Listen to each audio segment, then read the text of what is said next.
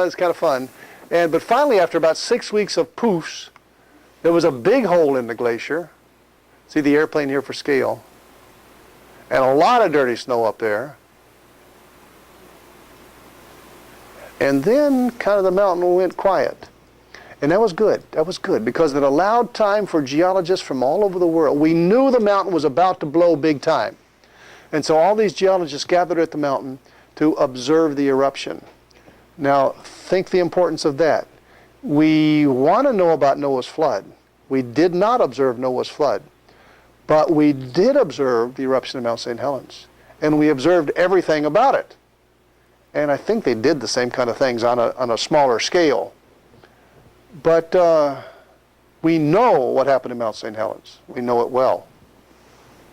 Well, like I say, the mountain kind of went quiet then and stopped poofing. But geologists put then some, well, they stationed a seismic observation station right here on the side of the rim of this hole. The problem with a seismic observation station is that it needs an observer to man it. And so the U.S. Geologic Survey put a geologist there at that observation station and told him to stay there and observe. And they gave him a camera. Now, there's something about geologists you need to know. Every geologist loves to see, not only just to see rocks, but to see a good geologic process in operation. Oh, geologists love that. And not only do they love geologic processes, but every geologist you have ever met also considers himself or herself to be an excellent photographer. Every geologist just knows that they can take a good picture. And some of us can, you know what I mean? And so this geologist, they put him there on the rim of that crater, told him to take a picture of anything that might happen. And he did. He stayed right there. Well, it shouldn't make fun. He did die in the eruption on May 18th. But I'm sure he got some good pictures. We haven't found him or his camera since. Another thing that happened, this area right here, right below the crater, this little hill, they put some surveyor monuments on the ground out there, and were observing them from a distance, and they measured that whole area was bulging. Every day the ground surface was 5 feet higher than it was the day before. Now, it doesn't take a rocket scientist to figure that can't go on forever. Something's got to give. It's like the balloon was blowing up, and it looked like it was about to pop. Oh, here, this is right before the eruption, a couple days before the eruption. This is a guy down here at the bottom looking up. And this mound here wasn't there a couple weeks before. I mean, I see that picture and it just kind of takes my breath away. I mean, what? It's just hard to imagine. But that's the balloon blowing up. Well, here it is, May 18th, the day of the eruption. You can see that it was a beautiful morning. It was a clear day. I'm going to say scientists observed everything that happened. This is daybreak, and scientists are already up in an airplane circling the mountain, documenting anything that might be happening. And on this day, they took this picture of sunrise over top the mountain. Beautiful picture.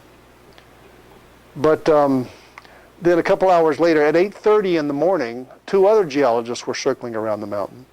And one of them looked out and said, oh, that over-steepened, bulging north side began to slide away. And yeah, it was sliding away. And not only did it slide away, but pretty soon this whole side of the mountain began to slide away.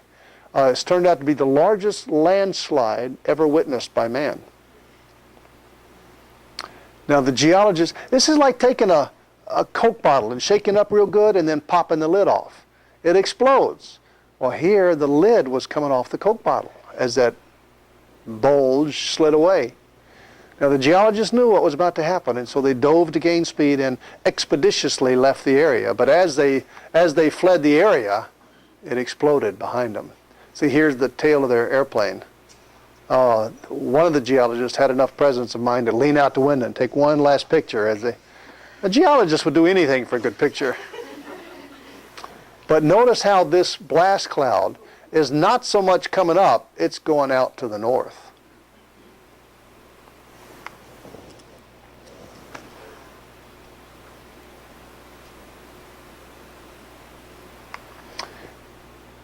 Here's a picture by a guy just a couple minutes before the eruption.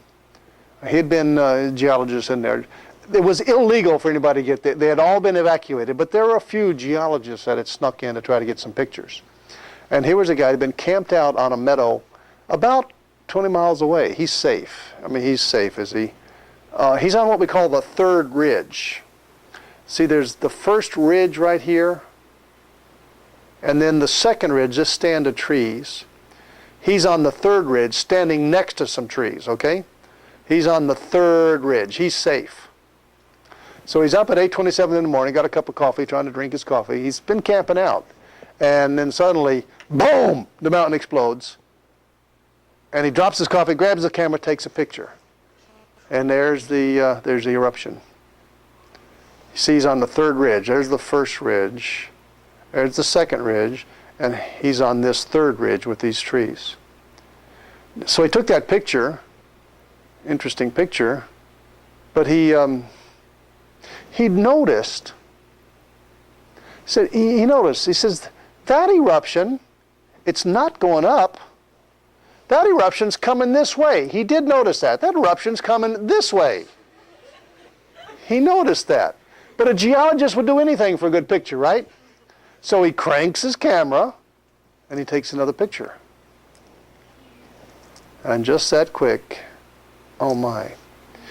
It's not even come, though, to the first ridge. He's 20 miles away. He's safe. He didn't notice. We notice him now. You see these streaks in the cloud? Those are big blocks of rock, bigger than this building, being thrown out miles away. Spirit Lake has some new islands in it now, okay? That's what's happening. But he's 20 miles away. A geologist would do anything for a good picture. So he cranks his camera, and he takes another picture. And there it is, coming up the second ridge.